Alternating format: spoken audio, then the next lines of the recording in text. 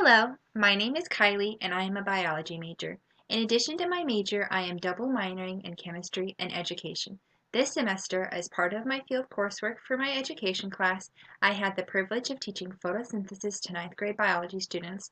I hadn't really thought about plants since I took biology of higher plants with Dr. Eyre a couple of semesters ago, but I like plants and I wanted to integrate my renewed interest in plants into my art paper. When I saw John Everett Millais' painting in our textbook, it was like hitting three birds with one stone. I will elaborate.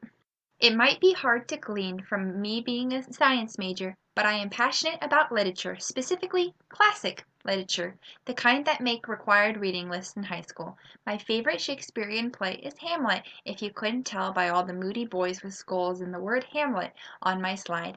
I read it in my senior year of high school during the period of time around my uncle's sudden death from CRPS complications.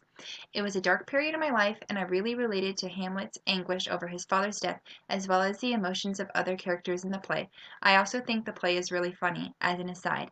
Over time, one of the characters I've grown to appreciate is Ophelia. Ophelia is actually the subject matter of many paintings, it turns out. Ophelia is the daughter of Polonius, Polonius being Hamlet's uncle Claudius's advisor. Ophelia is also Hamlet's lover. However, consumed with grief over her father's death at Hamlet's hands in Act 4, Ophelia goes mad and drowns herself in a river. Shakespeare was popular during the Victorian era, and Ophelia is a frequent subject of many art pieces during this time period. This Ophelia in particular is the one my paper is covering, and you may notice the extreme level of detail put into all the greenery in this painting. Millais painted Ophelia in the mid-1800s in a period of art history known for realism.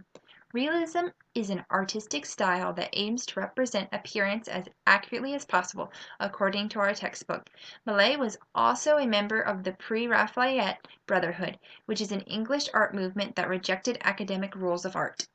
Millais' Ophelia exemplifies Pre-Raphaelite ideals with its high detail, close attention to nature, abundant color, and non-simplistic composition, and with its subject stemming from a literary work. Millais' depiction of nature is so meticulous, botanists can identify many plants within the work. While that in itself is very impressive, Millais was also deliberate in his compositional choices. The plants depicted in his painting are rife with symbolism, some of which take origin from the play Hamlet itself, while others are artistic choices made by Millais. Since the Enlightenment in the 17th and 18th centuries, scientific background of botany and biodiversity in plants has increased. With it comes the invention of modern medicine and pharmacology. Although these advances in using plants to better human health are important, much of the transcendental background of symbolism has been lost in this modern era of ours.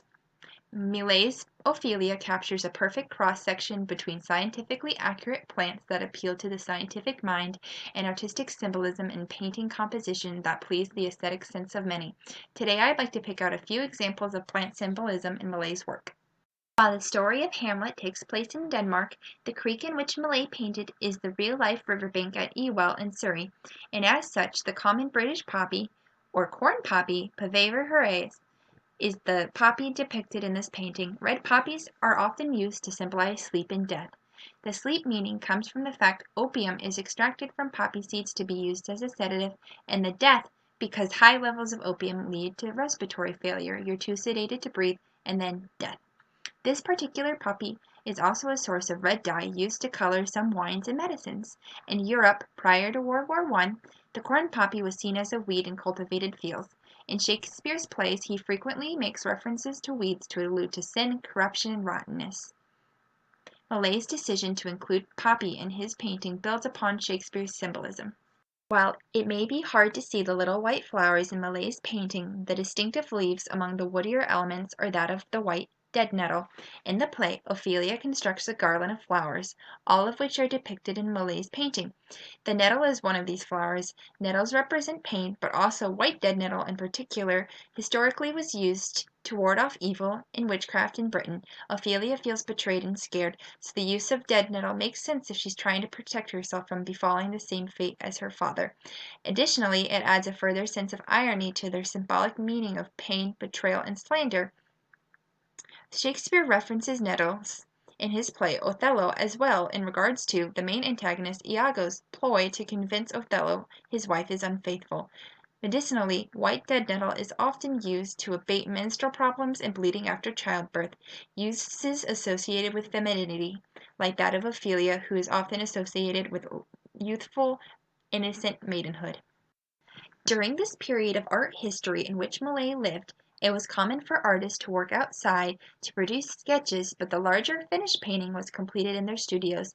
Additionally, the landscape of a painting was typically considered to be less important than that of the human or animal subject matter of the painting. However, as a realist in pre-Raphaelite, Millais put an emphasis on depicting nature, working at the same site almost every day for 5 months. In fact, Millais believed the landscape to be of equal importance to the figure, so the scenery around Ophelia's floating corpse in the painting Ophelia was actually painted first. However, because Millais painted Ophelia in stages, first the outdoor scenery, and then the model in the bathtub, the flowers closer to that of Ophelia are not actually from the riverbank, but rather from a florist. As such, two different varieties of roses are depicted in Ophelia, though their symbolic meaning can be synonymous. Sweet briar rose, the rose painted in the background, is one of over 100 species of roses. One notable characteristic of the sweet briar rose is its rose hips that are produced after the blossoms fade. Rose hips are a natural source of vitamin C and can be crushed or infused into tea to provide the daily allowance of vitamin C. The rose by Ophelia is that of a domesticated rose commonly found in floral shops. Roses are often referenced in Shakespeare's works, such as in Romeo and Juliet and A Midsummer Night's Dream. While the rose can be linked to Ophelia's nickname given to her by her darling brother Laertes, who is my favorite character by the way, her nickname is Rose of May. Roses can also symbolize youth, love, and beauty. Light or pale pink roses can also convey grace, gentleness, joy, and happiness. The fact that the cut rose has drifted far from Ophelia's hands suggests the loss of Ophelia's joy and happiness as she's overcome by her grief at her father's death and drowns herself. The final example I will be discussing in this presentation is the sweet violet. The flower is depicted as a necklace around Ophelia's neck. In the play, before Ophelia drowns herself, she offers several different flowers to Hamlet's relatives, Gertrude, his mother, and Claudius, as well as her brother Laertes, that have symbolic meaning. However, Ophelia pointedly comments that neither Gertrude nor Claudius should be given violets, which symbolize faithfulness, because all the violets had withered upon her father's death. Violets can also represent chastity and the death of a youth. Sweet violets in particular are a variety of violet that was popular during the Victorian era for perfumes. They also have medicinal properties similar to that of aspirin.